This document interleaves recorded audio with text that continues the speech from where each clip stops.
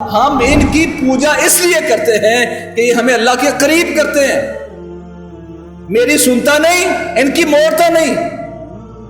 قرآن نے بیان کیا وہ لات منات عزا ہبل کی پوجا اس لیے کرتے تھے کہ یہ وسیلہ ہے اللہ تک پہنچنے کا، اور جن کو پکارا جاتا ہے وہ پکارنے والوں کی دعا سے، پکار سے غافل ہے. فضیلت الشیخ مفتی عبداللطیف اسلامک اسکالر. میں مدینہ منورہ پڑھا کرتا تھا تو ساتھیوں نے کہا آج ایک بڑا عجیب ماحول ہم نے دیکھا کہ آج ہندوؤں نے مندروں میں آج مورتیوں کو انہوں نے آج دھونا تھا، ان کی آج انہوں نے عبادت کرنی تھی، تو وہ سب سے پہلے انہوں نے مورتیوں کو دودھ کے ساتھ دھویا. ایک عام سا مسلمان سوچ رہے کہ وہ اپنے مورتیوں کو دودھ کے ساتھ نہلا رہے ہیں، تو کہا ہم اپنی وہ کھڑی کو نہلا رہے تھے، ہم لیٹی کو، قبر کو عرق گلاب کے ساتھ دھوتے ہیں، وہ دودھ کے ساتھ دھوتے ہیں، ہم عرق گلاب کے ساتھ دھو رہے ہیں. وہ بھی اس کے سامنے کھڑے ہو کر ہاتھ باندھ کے مانگتے ہیں، ہم بھی مانگتے ہیں. وہ بھی ان کے سامنے سجدہ کرتے ہیں، ہم بھی ان کے سامنے سجدہ کرتے ہیں. انہوں نے بھی طواف کیا مورتیوں کا شروع، ہم نے بھی کیا. کہتا میں بہت پریشان ہوں، وہ کھڑی کی پوجا کرتے ہیں اور ہم لیٹی کی پوجا کرتے ہیں، کوئی فرق تو بتائیں. وہ بھی اپنے نیک لوگوں کو. اچھا آپ کیا سمجھتے ہیں کہ مشرکین مکہ پتھروں کی پوجا کرتے تھے؟ پتھروں کی پوجا کرنی ہوتی تو جا کے کسی پہاڑ کی پوجا کرتے. پتھروں کی پوجا نہیں کرتے تھے، بلکہ ان پتھروں سے اپنے شخصیات کی مورتیاں بنا کے اس کی پوجا، شخصیت کی پوجا کرتے تھے. یہ لات منات عزا ہبل کیا ہیں؟ ان کے نیک بزرگ تھے جو ان کی نگاہ میں نیک سمجھے جاتے تھے. وہ پتھروں کی پوجا نہیں کرتے تھے، پہاڑوں کی پوجا نہیں کرتے تھے، بلکہ ان پتھروں سے نیک لوگوں کی شخصیات کی مورتیاں گھڑ کے اس کی پوجا کرتے تھے. ما نعبدہم الا لیقربونا الی اللہ زلفا. قرآن نے بیان کیا ہے، وہ کہتے ہیں ہم لات منات عزا ہبل کی پوجا نہیں کرتے. ما نعبدہم الا لیقربونا الی اللہ زلفا. ہم ان کی پوجا اس لیے کرتے ہیں کہ یہ ہمیں اللہ کے قریب کرتے ہیں. میری سنتا نہیں، ان کی موڑتا نہیں. قرآن نے بیان کیا وہ لات منات عزا ہبل کی پوجا اس لیے کرتے تھے کہ یہ وسیلہ ہے اللہ تک پہنچنے کا. ومن اضل ممن يدعو من دون الله من لا يستجيب له الى يوم القيامه وهم عن دعائهم غافلون واذا حشر الناس كانوا لهم اعداء وكانوا بعبادتهم كافرين. اللہ کے لیے قرآن مجید کی آیت ضرور کھولنا.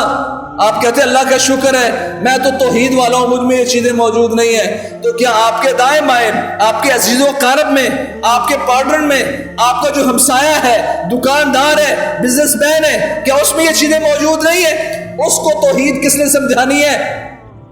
تاجروں کے حقوق کے لیے لڑتے ہو، کسانوں کے حقوق کے لیے لڑتے ہو، عورتیں بھی اپنے حقوق کے لیے احتجاج کرتی ہیں اور اللہ کے حقوق کے لیے کوئی بات نہیں ہوگی. حق اللہ علی العباد ان یعبدوہ ولا یشرکوا بہ شیئا. اللہ کا حق یہ ہے کہ اللہ کی عبادت کی جائے اور اللہ کے ساتھ شرک نہ کیا جائے. یہ اللہ کا حق ہے.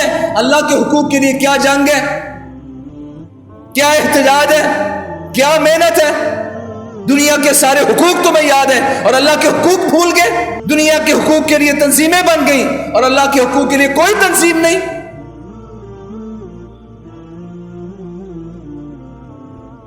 ومن اضل ممن يدعو من دون الله من لا يستجيب له الى يوم القيامه.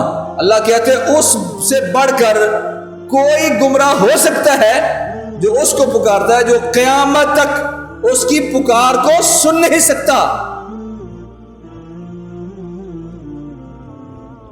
کہتے جی بتوں والی آیتیں تم ہمارے بزرگوں پر فٹ کرتے ہو. اللہ نے کہا نہیں. ومن اضل ممن يدعو من دیکھ لو کس کے لیے استعمال ہوتا ہے؟ من ذوی العقول کے لیے استعمال ہوتا ہے. اس بندے سے بڑھ کر کون گمراہ ہو سکتا ہے جو اس کو پکارتا ہے جو قیامت تک اس کی پکار کو سن نہیں سکتا.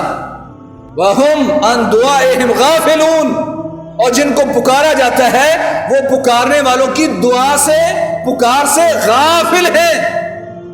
اللہ نے کیا فرمایا؟ اموات غیر احیاء، مردہ ہیں زندہ نہیں ہے۔ حالانکہ جو مردہ ہوتا ہے وہ زندہ نہیں ہوتا، اور جو زندہ نہیں ہے وہ مردہ ہوتا ہے۔ تاکید بیان کی، اموات غیر احیاء، وہ مردے ہیں زندہ نہیں ہے۔ کہا اس بندے سے بڑھ کر کون گمراہ ہو سکتا ہے جو اسے پکارتا ہے جو قیامت تک اس کی پکار کو سن نہیں سکتا۔ وَهُمْ عَنْ دُعَائِهِمْ غَافِلُونَ، اور وہ ان کی پکار سے بالکل غافل ہیں۔ وَإِذَا حُشِرَ النَّاسُ كَانُوا لَهُمْ أَعْدَاءَ، جن کو یہ پکارتے رہے قیامت کا دن ہوگا، اللہ لوگوں کو جمع کریں گے، جن کو پکارا گیا وہ پکارنے والوں کے دشمن بن جائیں گے۔ وہ کہیں گے ہمیں تو ان کی عبادت کا پتہ ہی کوئی نہیں، ہم نے کب اس سے کہا تھا کہ ہمیں پکارو، ہم نے کب کہا تھا کہ ہماری پوجا کرو۔